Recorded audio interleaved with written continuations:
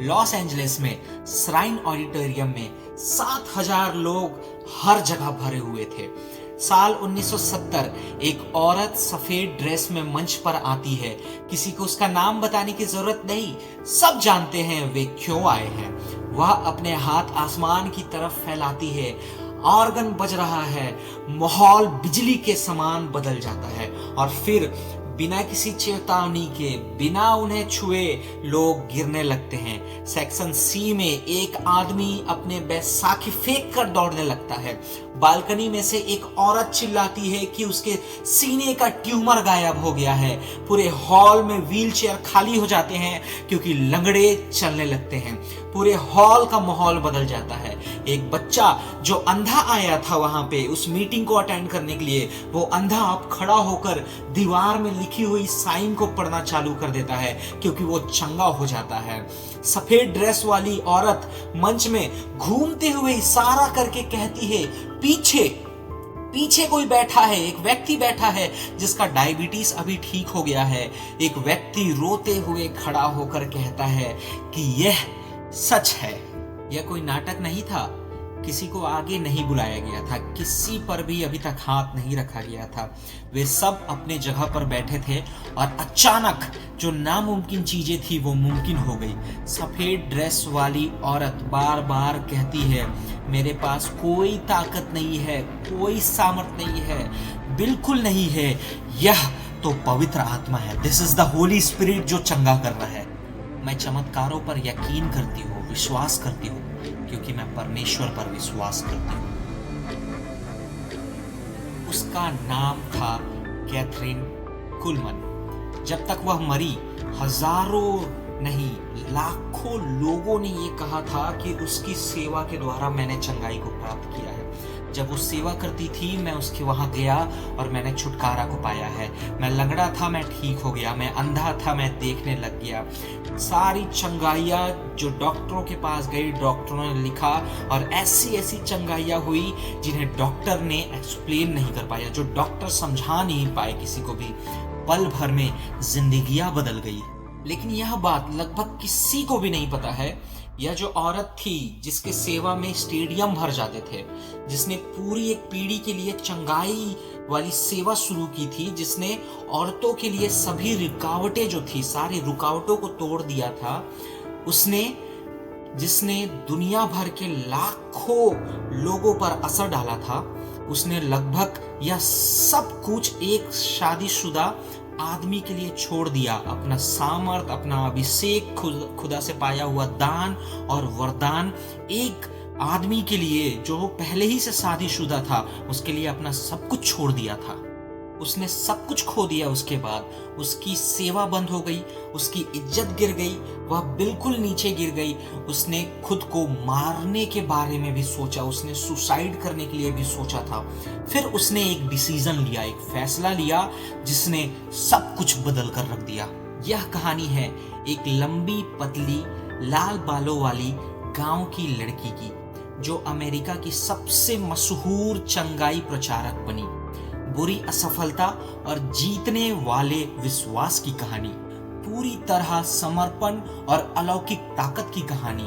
एक ऐसी कहानी जो आपकी हर उस धारणा को चुनौती देगी जो आप मानते हैं कि संभव है, जब आप उसकी कीमत चुकाने को तैयार हों।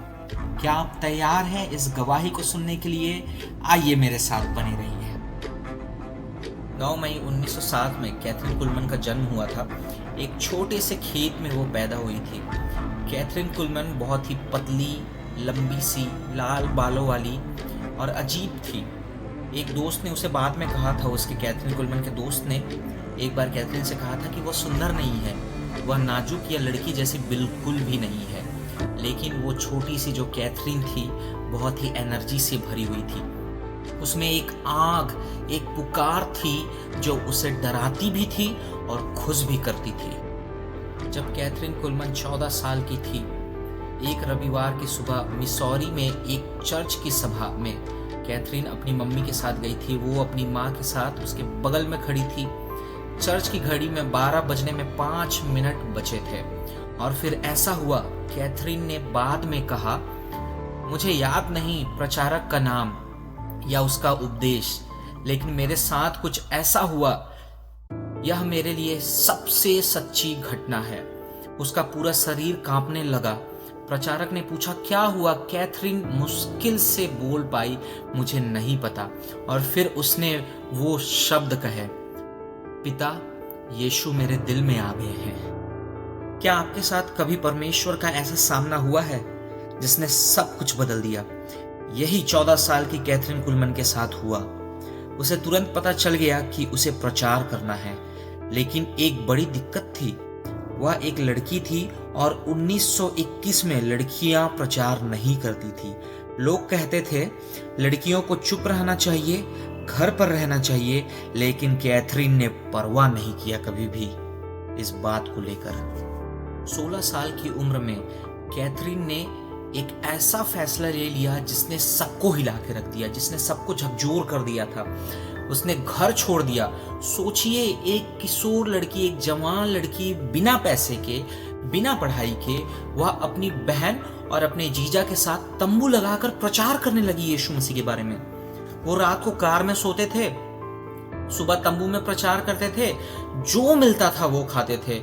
लोग उसे घूरते थे। क्यों पता है? क्योंकि वह एक लड़की प्रचारक थी। लेकिन कैथरीन के अंदर जो आग थी, परमेश्वर की जो पुकार थी, उसे रुकने नहीं देती थी। उसने प्रचार करना सीखा। उसने अपनी एक अलग ही अंदाज बनाया था। अपनी जवानी में कैथरीन कुलमन अकेले निकल पड़ी थी। डेनवर, कोलोराडो, 1920 से 1930 के दशक में कैथरीन ने डेनवर रिवाइवल टैबरनेकल शुरू किया था। हजारों लोग उसे सुनने आते थे। 20 साल की थी जब वो, 20 साल की उम्र तक उसकी सेवा चलने लगी। उसने लोगों को परमेश्वर के पास लाया, गरीबों को खाना दिया। उसकी पियानो बजाने वाली दोस्त हेलेन उसकी इस मिनिस्ट्री में साथी बन गई थी। सफलता आ गई, पैसा आने लग गया। कैथरीन अपना सपना जी रही थी और फिर एक आदमी उसकी जिंदगी में आया और सब कुछ बर्बाद हो गया।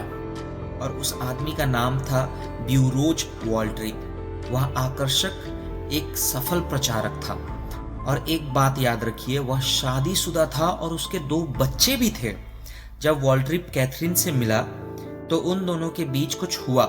समझो, कैथरीन कोई परी नहीं थी, वह अकेली थी। उसे प्यार और साथ चाहिए था, क्योंकि वो भी तो एक मनुष्य थी। 1938 में वॉल्ट्रिप ने अपनी पत्नी को तलाक दे दिया और फिर चुपके से उसने कैथरीन से शादी कर ली। पूरा ईसाई समुदाय गुस्से से भर गया। उसके चर्च के लोग उसे छोड़कर चले गए। उसकी इज्जत गिर गई। उसने जो कुछ बनाया था सब खत्म हो गया। अखबारों में खबरें छपी। दूसरे प्रचारकों ने उसकी बुराई तक की। चर्चों ने दरवाजे बंद कर दिए। कैथरीन और वॉल्ट्रिप शर्मिंदा होकर डेनवर छोड़कर चले गए। और अगले 6 साल कैथरीन के लिए बहुत ही बुरे समय थे। जंगल जैसा समय था।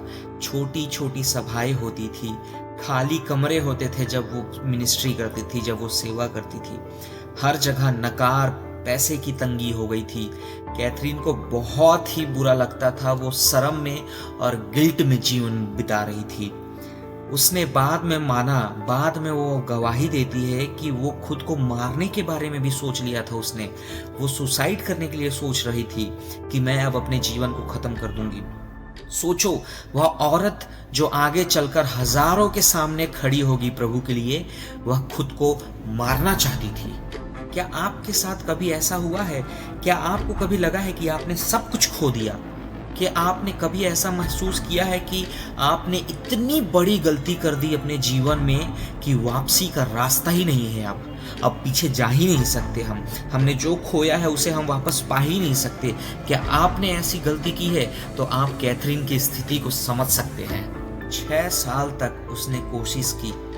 उसने शादी और सेवा दोनों को चलाने की कोशिश की, लेकिन परमेश्वर उसके साथ साझा नहीं करना चाहते थे। जितना वह कोशिश करती उतना ही खालीपन महसूस करती थी। वॉल्ट्रिप वो साथी नहीं था जिसकी उसे उम्मीद थी। उसका रिश्ता उस पर बोझ बन गया था। आखिरकार कैथरीन ने सच्चाई को स्वीकार किया। उसे चुनना था। एक होटल के कमरे में कैथरीन अकेली, परमेश्वर के सामने विकल्प भी सामने था, या तो वर्ल्ड ट्रिप या तो सेवा। दोनों से किसी एक को चुनना था, शादी या बुलाहट, इंसानी प्यार या परमेश्वर का काम। और कैथरीन ने अपनी जिंदगी का सबसे कठिन फैसला लिया। उसने वर्ल्ड ट्रिप को छोड़ दिया, तलाक ले लिया, शादी से दूर चली गई। उसने बाद में कहा, मुझे खुद के लिए मरना पड़ा, मैंने पूरी तरह समर्पण कर दिया, मैंने सेवा को चुन लिया, मैंने परमेश्वर को चुन लिया। उसने इसे मौत कहा कि मैंने मौत को चुन लिया, यानी कि मेरा मैं मर गया ताकि परमेश्वर अब मुझ में जिए। मुझे कैथरीन कुलमन के लिए मरना पड़ा ताकि परमेश्वर मेरे जरिए जी सके, अपना काम कर सके। सुनिए, आप में से जितने भी लोग मुझे सुन रहे हैं, एक बात तो साफ है, ताकत के लिए कीमत चुकानी पड़ती है, बुलाहट के लिए कुर्बानी देनी पड़ती है। कैथरीन ने वह कीमत चुकाई, पैसे से नहीं, रुपये से नहीं, अपने दिल से उसने वो कीमत चुकाया। उसने सब कुछ छोड़ दिया। वो 37 साल की थी जब उसने फिर से शुरुआत की, सिर्फ अपनी पुकार के साथ। उसके पास कुछ नहीं था, ना पैसा था उस वक्त, कुछ भी नहीं, सब खत्म हो चुका था, लेकिन उसने सिर्फ अपनी बुलाहट के साथ फिर से शुरुआत किया। टूटी हुई सी, खाली सी, लेकिन समर्पित हो गई थी वो। और तभी सब कुछ बदल गया, तभी चमत्कार शुरू हो गए उसके जीवन के द्वारा। Franklin, Pennsylvania. कैथरीन टूटी हुई और गुमनाम आई। उसने एक छोटी सी चर्च को किराया पर ले लिया और साधारण प्रचार करना शुरू किया। महीनों तक कुछ खास नहीं हुआ, और फिर 1947 में एक रविवार को एक साधारण सेवा के दौरान कुछ असंभव हुआ। दर्शकों में से एक औरत अचानक खड़ी हुई और बोलने लगी, मैं ठीक हो गई हूँ, मेरा ट्यूमर गायब हो गया है। कैथरीन हैरान रह गई कि ये क्या हो रहा है। उसने उस औरत को छुआ तक नहीं था, उसके लिए प्रार्थना भी नहीं किया था। वह बस बैठी हुई थी और अचानक ठीक हो गई। फिर एक और व्यक्ति खड़ा हुआ और उसने कहा, ओह, मेरा दर्द गायब हो गया। और एक और व्यक्ति खड़ा होकर कहता है, मैं सुन सकता हूं। कैथरीन डर गई, परमेश्वर क्या हो रहा है यहाँ। हफ्ते दर हफ्ते काफी दिनों तक और चंगाइयां हुई। खुद ब खुद, बिना वजह सब कुछ साफ दिखने लगा। लोग बस परमेश्वर की उपस्थिति में बैठे बैठे चंगे हो रहे थे, बैठे बैठे ठीक हो रहे थे। कैथरीन उनके लिए प्रार्थना भी नहीं कर रही थी, ना कैथरीन उनको छू रही थी, लेकिन वो परमेश्वर की उपस्थिति में बैठे बैठे चंगे हो जा रहे थे। यही बात थी जो कैथरीन कुलमन को दूसरे सभी चंगाई प्रचारकों से अलग करती थी। आप जानते हैं परमेश्वर क्यों कैथरीन के द्वारा ऐसे अद्भुत काम करता था और उसकी चंगाई सभा बढ़ती गई। बार बार उसने एक ही बात कही थी लोगों से कि मेरे पास कोई ताकत नहीं है। वो कभी भी खुद को ग्लोरी नहीं देती थी, वो कभी भी यह श्रेय नहीं लेती थी, यह आदर नहीं लेती थी। वो बार बार एक ही बात कहती थी, मैंने कुछ नहीं किया है, मैं कोई नहीं हूं, I am nothing, this is the Holi spirit. ये पवित्र आत्मा है जो चंगाई कर रहा है, ये पवित्र आत्मा है जो अद्भुत काम कर रहा है। मैंने किसी को आगे नहीं बुलाया क्योंकि उसकी कलीसिया में कोई आगे नहीं आता था। वो कभी आज्ञा नहीं दे रही थी कि यीशु के नाम पर ठीक हो जाओ आगे बुलाकर। किसी को वो छूती नहीं दी थी। कोई भी ऐसा नहीं होता था कि आगे आएगा और चंगा हो जाएगा। इसके बजाय लोग आराधना के बीच में अपने सीट पर बैठे बैठे ठीक हो जाते थे। जब वर्शिप लीडर वर्शिप लीड करता था, जब कैथरीन सिखाती थी, तब अचानक वो प्रचार करते करते रुक जाती थी और इशारा करती थी। बालकनी में कोई बैठा हुआ है जिसकी पीठ अभी ठीक हो गई है, अभी तुरंत वो चंगाई पाया है। और कोई रोते हुए खड़ा होकर कहता था कि हाँ, ये सच है, मैं चंगा हो गया। ट्यूमर गायब हो जाता था, लकवे के रोगी चंगे हो जाते थे, जो बहरे आते थे वे सुनने लगते थे, अंधे देखने लगते थे। यह कोई शो नहीं हो रहा था, यहाँ कोई प्रोग्राम नहीं हो रहा था, कोई नाटक नहीं हो रहा था। यह परमेश्वर अपनी सामर्थ्य से उस जगह पे बह रहा था। यह परमेश्वर था जो काम कर रहा था, यह परमेश्वर था जो लोगों को चंगाई दे रहा था। और कैथरीन का ये संदेश, ये कहावत साफ थी, मैं बस एक समर्पित बर्तन हूं, बस इतना ही। और ये खबर जंगल में जैसे आग फैलता है ना, वैसे ही ये खबर फैलता गया।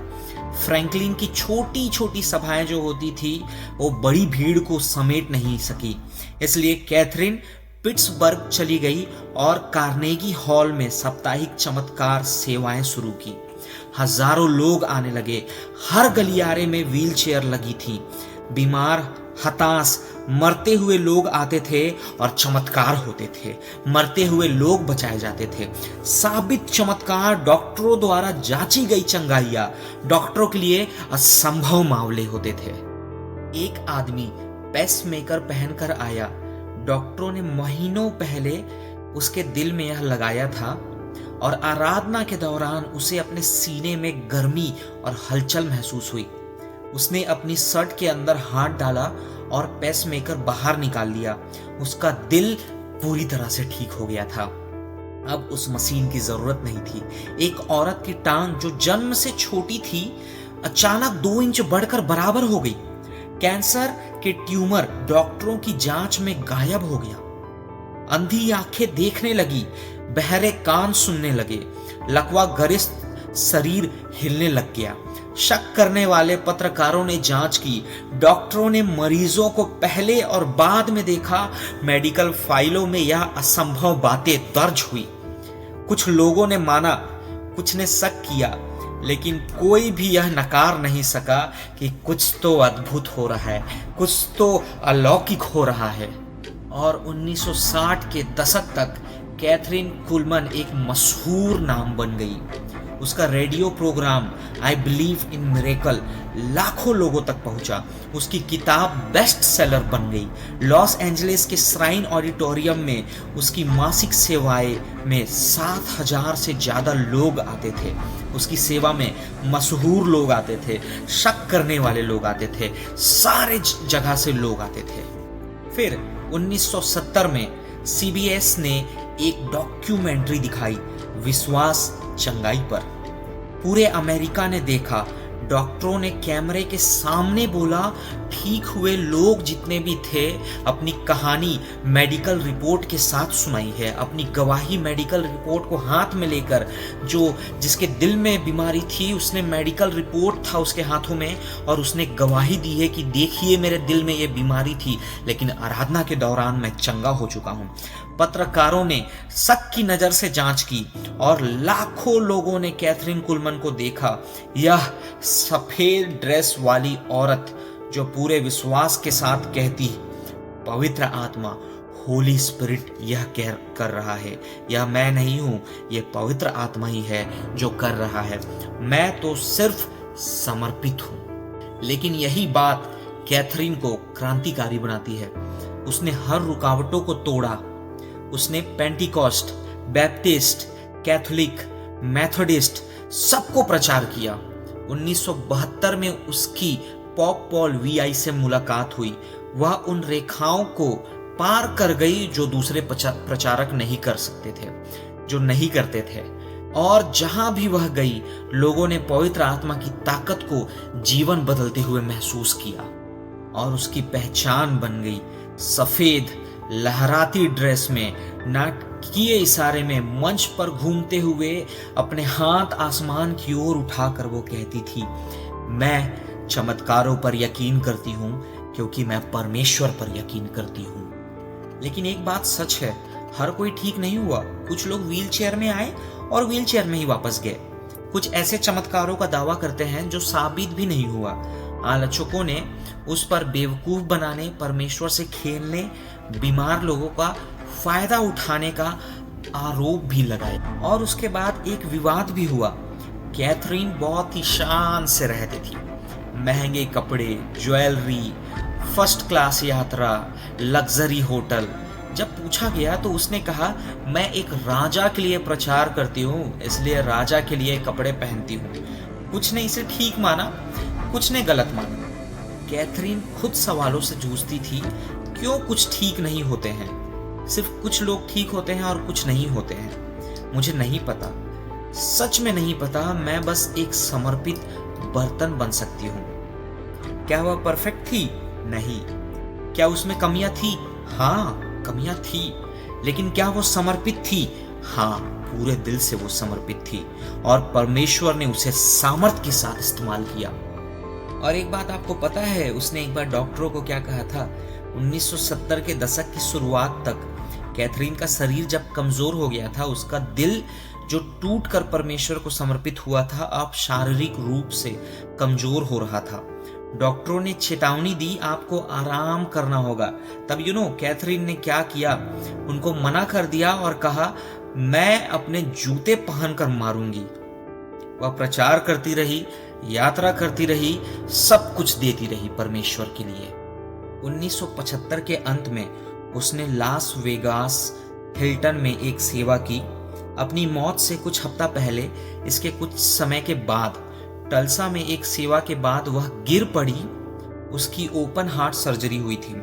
समस्या बढ़ती गई। 20 फरवरी 1976 को, जब वो 68 साल की उम्र में थी, कैथरीन कुलमन प्रभु में सो गई। पिट्सबर्ग में हजारों लोगों ने उसकी अंतिम यात्रा में हिस्सा लिया। उसे उसकी पहचान वाली सफेद ड्रेस में ही दफनाया गया, उस राजा के लिए तैयार जिसकी उसने सेवा की। वह औरत जो हमेशा कहती थी, मैं कोई नहीं हूं, मैं कुछ नहीं हूं, उसे पूरी दुनिया में याद किया गया। बेनी हिन के बारे में तो आपने सुना ही होगा। आज बेनी हिन जैसे चंगाई प्रचारक कैथरीन कुलमन को अपना सबसे बड़ा प्रभाव मानते हैं, क्योंकि बेनी हिन उसी के कलीसिया में जाकर बेनी हिन का जीवन बदला था। उसने पवित्र आत्मा को जाना था। कैथरीन कुलमन फाउंडेशन उसका काम आगे बढ़ा रहा है। चर्च उसके नाम पर है, किताबें उसकी कहानी कहती है। लेकिन स्मारकों या यादों से ज्यादा कैथरीन एक बात साबित करती है जो हमारे विश्वास को हिलाकर रख देता है। वो कहती है, परमेश्वर एक समर्पित बर्तन का इस्तेमाल कर सकते हैं। इससे फर्क नहीं पड़ता आप लड़के हो या लड़की, फर्क नहीं पड़ता आप पढ़े लिखे हैं या अनपढ़, फर्क नहीं पड़ता आप अमीर हैं या गरीब, जवान हैं या बूढ़े, कॉन्फिडेंट हैं या डरे हुए हैं। सिर्फ एक चीज मायने रखता है, सिर्फ एक ही चीज फर्क पड़ता है, क्या आप खुद के लिए मरने को तैयार हैं? क्या आप पूरी तरह से समर्पण करने को तैयार हैं? क्या आप उस कीमत को चुकाने को तैयार हैं जो कैथरीन कुलमन ने चुकाया था, जो अपोस्टल पॉल ने चुकाया था? वो कहता है, मेरा मैंने क्रूस पर चढ़ा दिया है। कैथरीन कुलमन ने एक कीमत चुकाई जो ज्यादातर लोग कभी भी नहीं चुकाएंगे। नेवर। उसने सेवा के लिए सब कुछ छोड़ दिया, आज्ञाकारिता के लिए इज्जत गंवा दी, आराम, सुरक्षा और मंजूरी छोड़ दी। उसने खुद के लिए मरना सीखा और परमेश्वर ने एक चमत्कारी सेवा खड़ा कर दिया कि जिसने पूरी एक पीढ़ी को हिला दिया और आज भी लाखों को प्रभावित कर रहा है कैथरीन कुलमन की गवाही। तो मैं आपसे पूछना चाहता हूं, एक सवाल है मेरा आपके लिए, चाहे आप भाई हो, चाहे आप बहन हो, चाहे आप बूढ़े हो, चाहे आप जवान हो, चाहे आप बहुत पैसे वाले हो, चाहे आप मिडिल क्लास या चाहे आप गरीब हो, मैं आपसे एक सवाल पूछना चाहता हूं, कौन सी ऐसी चीज है जो आपको रोक रही है? कौन सी ऐसी चीजें हैं जो आपको रोकती है? आप सोचिए, परमेश्वर के पास जाइए, उससे प्रार्थना करिए, अपना जीवन पूरी तरह से समर्पित करिए और परमेश्वर आपका भी मेरा भी इस्तेमाल कर सकता है, जैसे परमेश्वर ने कैथरीन कुलमन का किया था।